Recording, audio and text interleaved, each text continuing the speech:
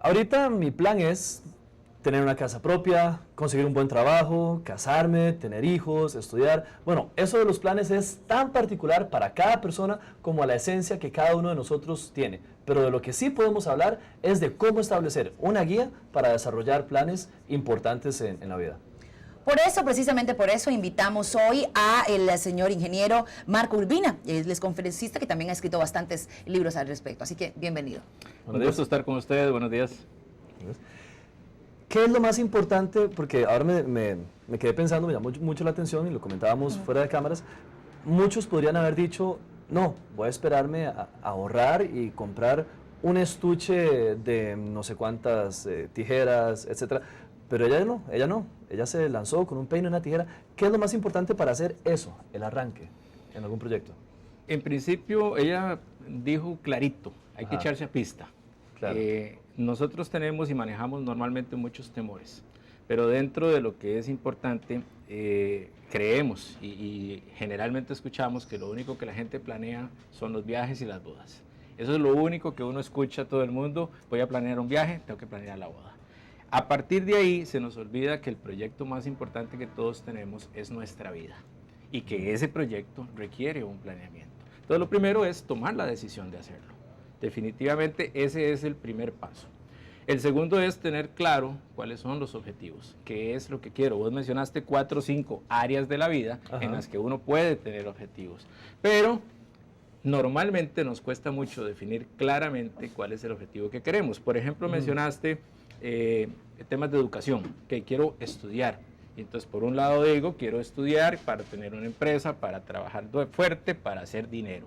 Pero por otro lado, la parte izquierda de la cabeza te dice, me gustaría tirármela rico, tener tiempo libre. Y las dos cosas son totalmente opuestas. Entonces, primero tenés que alinear tu cerebro y definir cuál es tu objetivo. Como ser honesto con uno mismo también.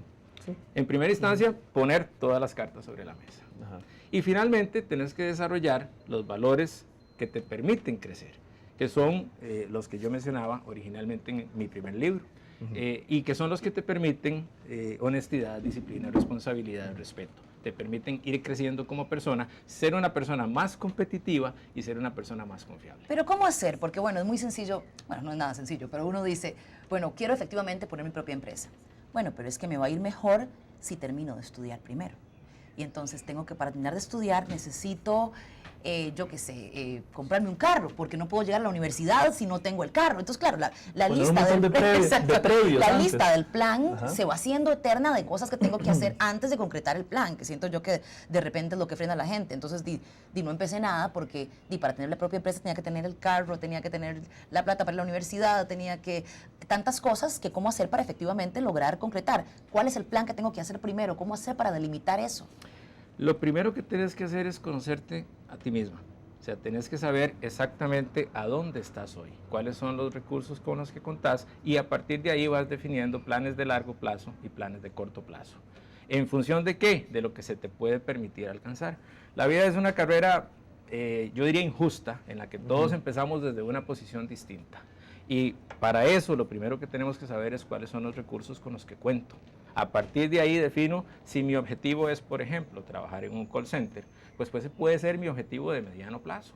Pero hay un objetivo primario que debe ser entonces perfeccionar mi inglés. Entonces, en función de dónde estoy hoy, conociéndome a mí mismo, analizando mis fortalezas, mis debilidades, mis oportunidades y mis riesgos y amenazas, yo puedo definir el paso que tengo que dar primero para alcanzar los siguientes peldaños en esa escalera de avanzar. ¿Hay alguna fórmula para hacer eso? ¿Algún método? Yo sé que cada persona es diferente y cada situación también, pero si lo principal es decir, ok, tengo que conocerme y saber qué quiero hacer y evitar esa división, como decía usted, de querer tirármela rico, pero también querer tener mucha plata, ¿verdad?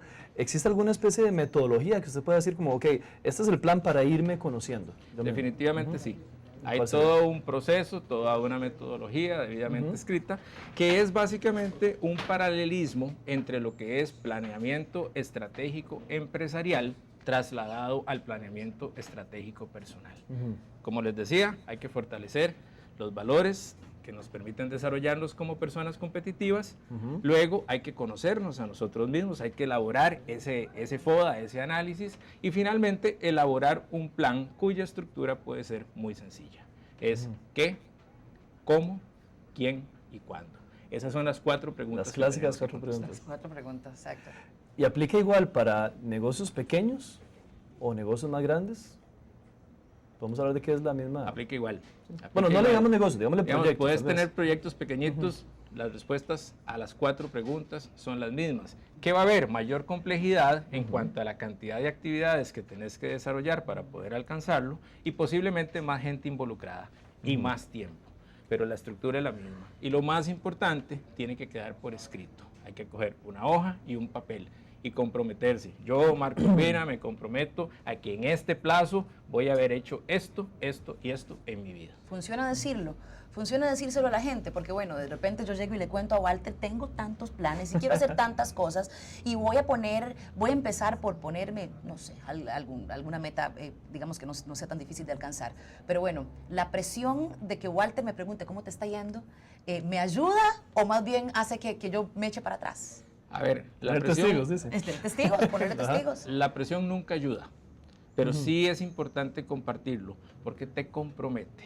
Y en primera instancia, al igual que en el amor, el compromiso, la pasión y el sentimiento son fundamentales.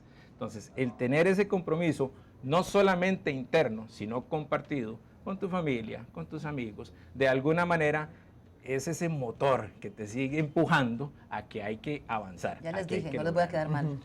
Por ejemplo. Aunque primero comienza con uno, escribiéndolo, poniéndolo por escrito.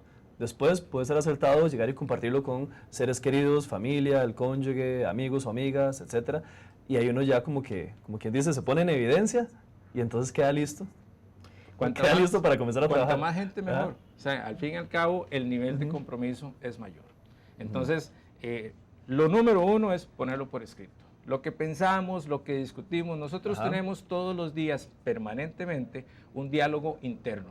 Lo que Cantinflas llamaba yo con yo, que muchas veces se vuelve yo contra yo. Claro. Y en ese monólogo, en ese diálogo, nosotros tenemos que ir definiendo los planes que tenemos para nuestra vida. Pero si se quedan ahí, en ese colocho mental que manejamos todos los días, en esa gran cantidad de actividades, no le damos continuidad y no le damos seguimiento. Si lo ponemos por escrito y lo tenemos en un sitio donde lo podamos ver frecuentemente y evaluar frecuentemente, ahí vamos a ir viendo cómo avanzamos. Eso me lleva a otra pregunta que teníamos por acá. ¿Está bien eso? Le cuenta uno a la gente, ¿verdad? Pero sucede muchas veces, y nos hemos dado cuenta de eso en algunas entrevistas que hemos tenido, que no todo el mundo apoya.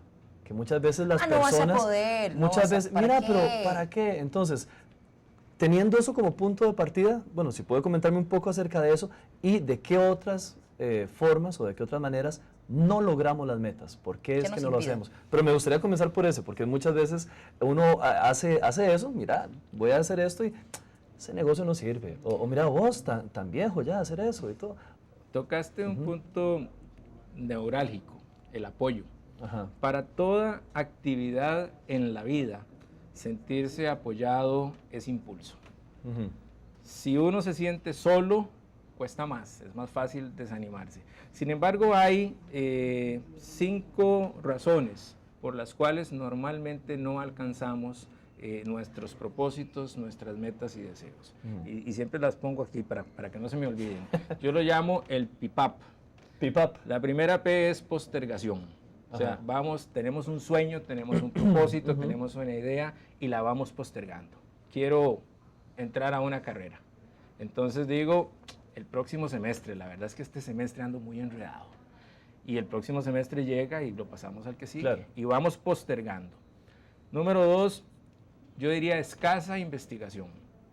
Para cada cosa que queramos en la vida, y sobre todo ahora, como mencionabas hace un rato, hay tantas posibilidades de contactos y de todo, pues ahora hay muchas posibilidades de obtener información adecuada, de obtener toda la información que necesitamos para poder tomar la decisión correcta. No lo hacemos, no cruzamos información de tal manera que al final podamos decir, esta es la decisión correcta fundamentada en esto. Hacer la tarea, digamos. El tercero es el que nos trae hoy acá. No hacemos planeamiento adecuado. No ponemos por escrito la ruta por la cual vamos a alcanzar esos Tenemos objetivos. el sueño, pero no sabemos cómo lo vamos a alcanzar. Exacto. La A es escaso ahorro. O sea, tenemos una pésima cultura del ahorro.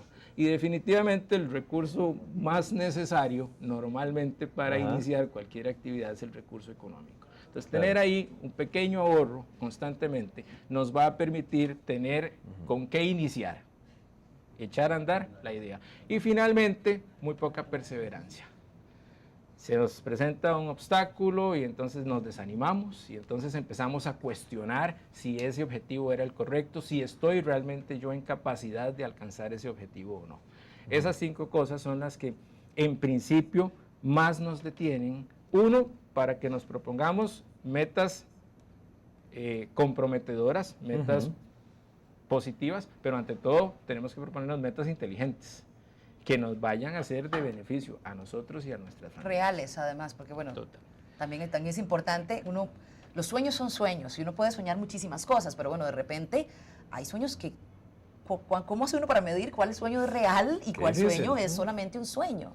Bueno, precisamente tenía un amigo que decía que él se tomaba todas las mañanas 2 pastillas.